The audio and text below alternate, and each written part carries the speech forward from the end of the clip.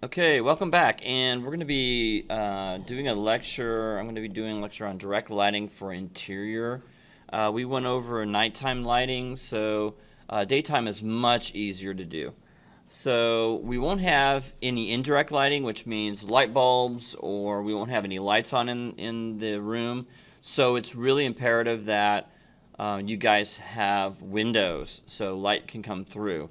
Now notice I don't have any physical windows in here. You could put physical windows in there, but if you do so, you'll have to make them opaque, just like your glass, okay? Your picture frame. So if I look at my pictures that I have in here, I've got a piece of glass over paper, just like you would see in real life. So basically with that object, or if I click on my glass objects here, I don't know if it'll let me, but if I select yeah, objects, it's not really showing it, but because I got them in looks like I got them in locator. So let me go into my outliner and go into one of my TV stands, desk, bookshelf. Let's look at a bookshelf.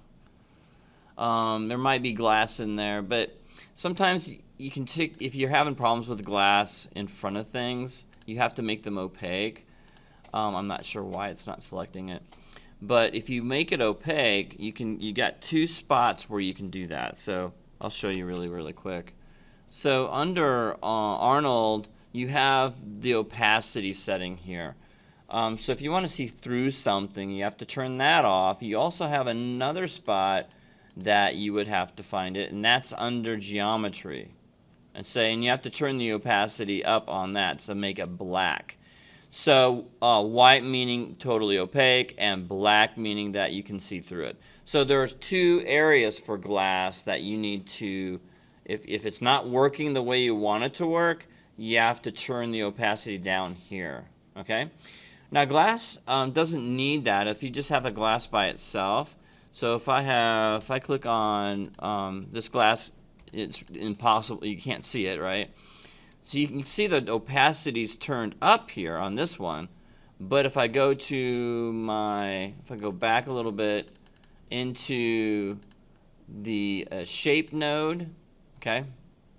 If I go back into the shape node here, if I can find it, you'll see under Arnold that it is turned off here. So we can see it, but if I want to see all the way through it onto something else, or if it's really close to something else, you will have to turn the opacity up or off on the texture itself on here.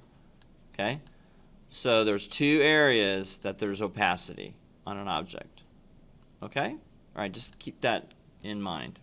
All right, so how do we light the scene? Basically, you're going to select and use an AI, you're going to use a sky dome light. So how do you do that? So in here, under Arnold, you're going to see that we have a sky dome here. So you need to turn that on. Also, what I have done is I created a very high resolution, I think this is 8K or 16K, HDR image that I wanted to add to this scene. Okay, you don't have to if you don't want to. You'll still get some good results without it. It's just, the thing is, the reason why I used it is because I want to see a background through my windows. Okay, and what I want to do is I want to match where the lighting is, just like we did the other day. I showed you how to add a directional light. So once you get that sky dome in there, we're not going to tweak that outlet. You just put that in, and then what you're going to do is you're going to create lights, and you're going to create a directional light. This is important. Those are the only two light sources that you should have in your scene. So your directional light and your sky dome. Okay, so that's pretty easy, isn't it? So you have two things you can control. Okay, so we'll take you through that. So when you create that, it'll place it in the center of your room. You have to hit the 4 key to find it. You know, it might be buried in the center of your room, like I said. Hit the 4 key, which goes into wireframe, It allows you to see things. Okay, so then you can click on that, move it where you want it to be. Usually in the center of your room would be a good idea. I'm going to hit the 6 key again. I'm going to move that up so we can see a little bit better. So we need to align that light with this light here. You can see where the light's coming from here, okay, from the Sky Dome. So the way I do that is I scale this up. Scaling has nothing to do with the intensity, by the way.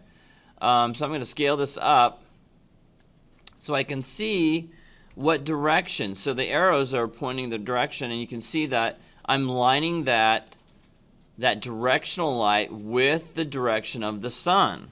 Okay, so I'm going to move that and align that, rotate it. Okay, see how I'm aligning that with the light source. Okay, that's really important. Then what I'm going to do is I'm going to scale it back again to the size it needs to be. So I'm going to hit the F key, get closer. There we go. And scale that down to where I can actually, it's manageable in my scene right there. There we go. So that's a little more manageable. So I can see it. I know where it is. I'll move it up just a little bit more. Okay. So that's the second thing I did. So I've got a directional light now. I've got a Sky Dome. And we're halfway there. And now we just got to tweak things out. So what I ended up doing is my walls weren't tall enough. I suppose I could really bring those up. But it's imperative you don't have a ceiling. Make your walls tall so when you're in here taking your renderings, you don't see the ceiling, okay? All right? So a lot of times I'll just position my image or my camera to where I just want to get what I want to see, right? I want to see the interior. And if I do a perspective that way, if I render that, and if I render this, those are two different perspectives. So I'll need two different perspectives of your room, okay? For both daylight and nighttime. Okay, so what I was having problems with is without these barriers here, the light was shining through and I was seeing the top of that wall on this wall. So it was looking really unnatural. Okay, so you'll have to probably put up barriers like this if you have some issues like the one I had. Just problem solve it out. So what do I set up the background? Okay, so what you're probably going to do, and the first thing I'm going to do is turn off autosave. That's always, I don't know why they do that. Trying to protect you. It actually crashes the systems. So I'm going to go in here and I'll tweak this out for you. And this is what I have for my my Sky Dome. I added an HDR image, okay, and I need to set the resolution. So the intensity is set at 1. The resolution should be set at what your resolution size of the outdoors. So if it's 4K, 4000, then you put in 4000 here. If it's 8K, then put it 8000. I've got 8000. Okay. If you're not using an HDR image, then you need to use color temperature, because you don't want to keep it at bright white, right? So use color temperature, set it at something like 5800. Okay? Make sure it illuminates by default. Format needs to be lat long. Okay? Exposure I've got set at 1. Samples at 2. That's for shadows. Okay? And then I turn everything off, basically leave it at default. Everything's fine. Everything's set up fine. What I'm going to do is I'm going to turn off my my directional light so you guys can see what it looks like, the rendering looks like without it. Okay? Alright, so without any directional light in the scene, let's take a look. So I'm going to go into my settings here. Arnold render. I'm going to turn that way down to something like 3, and I'm going to get it back to default settings, which are way lower than that. So I'm going to go to 2 and 8, and it's something like this defaulted. I turn those up for final rendering. And the final rendering needs to be HD 1080, by the way. Common tab, I'm going to go down, and you see that's where my final is, but I'm going to just do a quick render. Okay. All right. So when I actually set this up and render this out, it's going to take time. I'll cut that out during my editing process. So here's my rendering.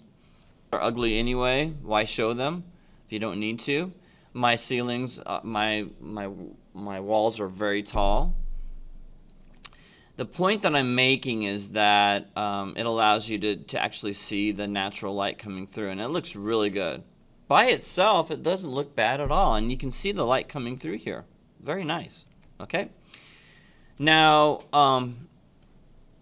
so what I'm going to do now with this scene is we're going to add the directional light so you can see the difference between the two. So I'm going to go ahead and add the directional light. So now I'm going to turn that on. And with the directional light, you're going to want to override this area here by going into Arnold and then use color temperature.